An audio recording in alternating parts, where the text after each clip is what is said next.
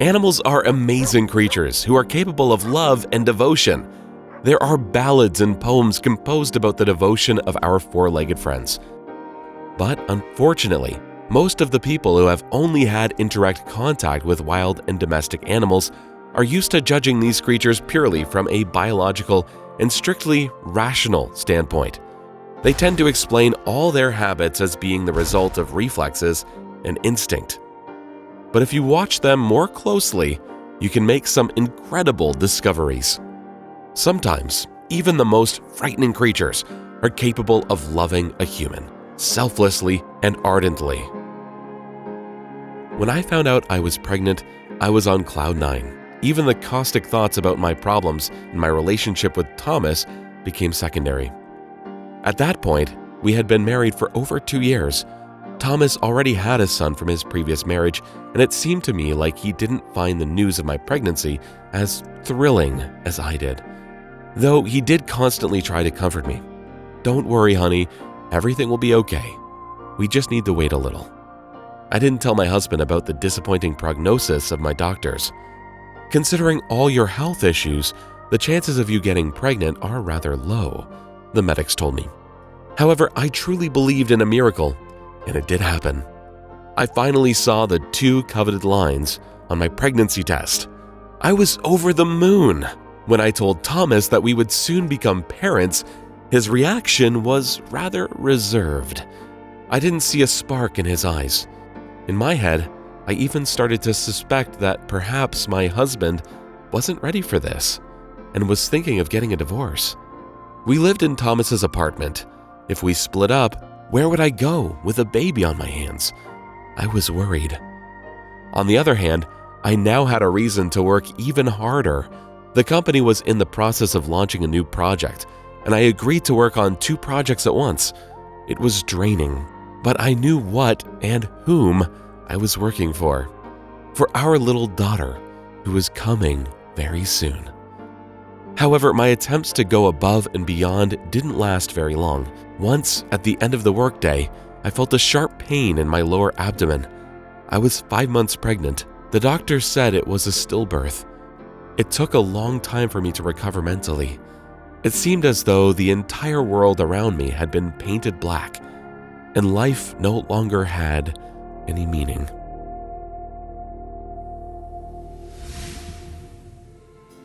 Right when I needed support and comfort the most, Thomas shocked me with the words, "Rose, we need the breakup."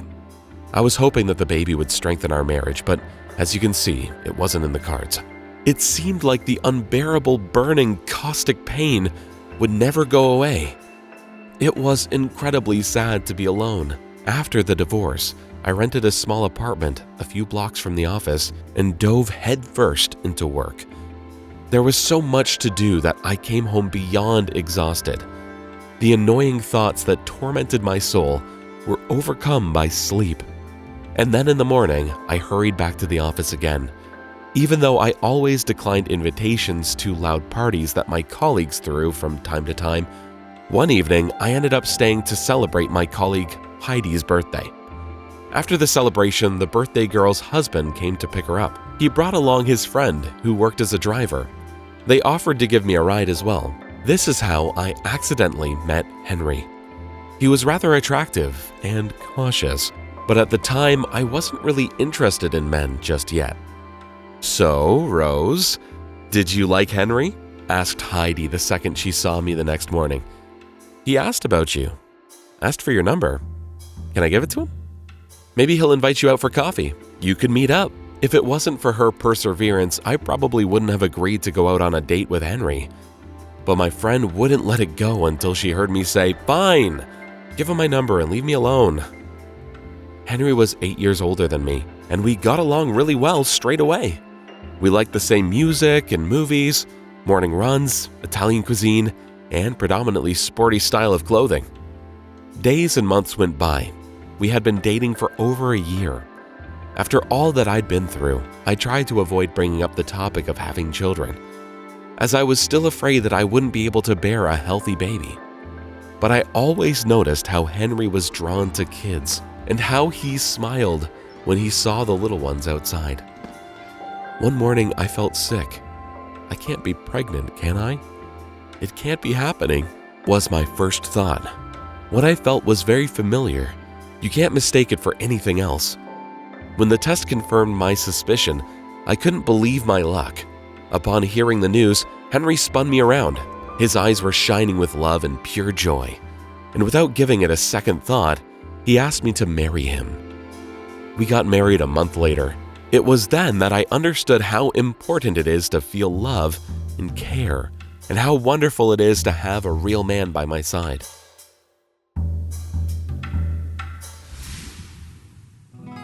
This time, I was very cautious about my condition. Henry convinced me to quit my job, and we moved into his house not far from the city. Fresh air, birds singing, plenty of fresh fruits and berries. I felt great, and I couldn't wait to meet our little Audrey. Henry drove into work every day, and during one of those trips, he brought me with him. I wanted to be well prepared for the birth of my daughter, and I wandered around the stores for ages, buying everything that we would need. On our way home, I got carsick, so I asked Henry to stop the car in the forest to get some fresh air. I immediately heard a strange whimpering sound, which was coming from the tall grass on the side of the road. I thought that maybe someone had left a kitten or a puppy by the side of the road, but upon taking a closer look, I saw a tiny wolf pup. I picked up the little guy and carried him to the car. Of course, Henry was shocked at what was happening, but it was clear that either the little wolf got separated from his pack and got lost, or that his mother was no longer alive. So I couldn't, in good conscience, leave a helpless animal alone on the side of a busy highway. We gave the wolf pup a home in our house, took good care of him like he was a baby, and just a few weeks later, our Ricky grew significantly. He acted like a dog, pranced around, played with a ball, waited by the table during lunch in hopes of getting some treats, and understood our commands. Once Audrey was born, he wouldn't leave her for a second. Ricky grew up to be very gentle and obedient. He didn't have the predatory aggression in him, so we were always calm around him. Our daughter brought so much brightness into our family life. We've been waiting for her for so long, and our girl brought us joy every day with her smile and little milestones. And Ricky got along with her very well. Watching them together was pure happiness. Audrey was growing up quickly, and her bushy-tailed friend was growing with her. Kindergarten, elementary school, we wanted to stop the time to enjoy our daughter's careless childhood a little longer. We often let Audrey go and play with the neighbors' kids. The village we lived in was pretty small. Everybody knew one another, and there were always adults around, keeping an eye on the kids. But that day, the most terrifying thing happened. Audrey and her friends were playing in the neighbor's yard, and we agreed that she would come home for lunch. But when my daughter didn't come back in time, I decided to go and get her. By the gate of my friend Annette's house, I ran into her two daughters, who were out of breath and so anxious they couldn't say a single word. It turned out that while Annette was busy and distracted by her chores, the girls got the idea to go into the forest and pick some pine cones to decorate the pies they made out of sand. Audrey ran ahead, and a few minutes later, they lost sight of her.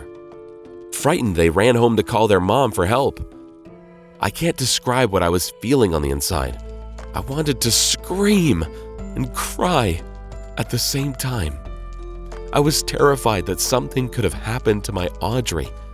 I blamed Annette, her daughters, but most of all, I blamed myself for failing to protect my daughter from danger.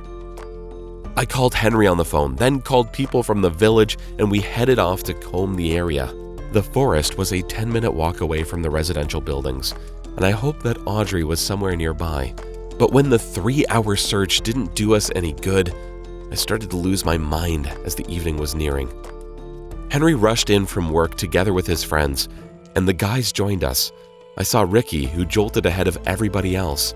The wolf perked his ears and sniffed every square inch of the footpath, and then he ran off deep into the forest. Half an hour later, we heard our Ricky's ringing howl and quickly followed it. Audrey sat on the ground, hugging her four-legged friend, who was licking her face and happily wagging his tail. The entire search party couldn't believe their eyes. The predator did what an ordinary person just wasn't able to. The wolf's devotion and kindness touched everybody and made them well up. What Ricky did made the entire village so proud of him that they were still talking about it a week later. Audrey was frightened, but not because she got lost, but because she was afraid that we would scold her for misbehaving. My husband and I couldn't find the words to express how much we blamed ourselves for not making sure earlier that she knew how much we loved her and worried for her health, safety, and life. Thankfully, our family has a true guardian angel, our loyal friend and helper, who came to our rescue at a difficult time, just like we did when we found him.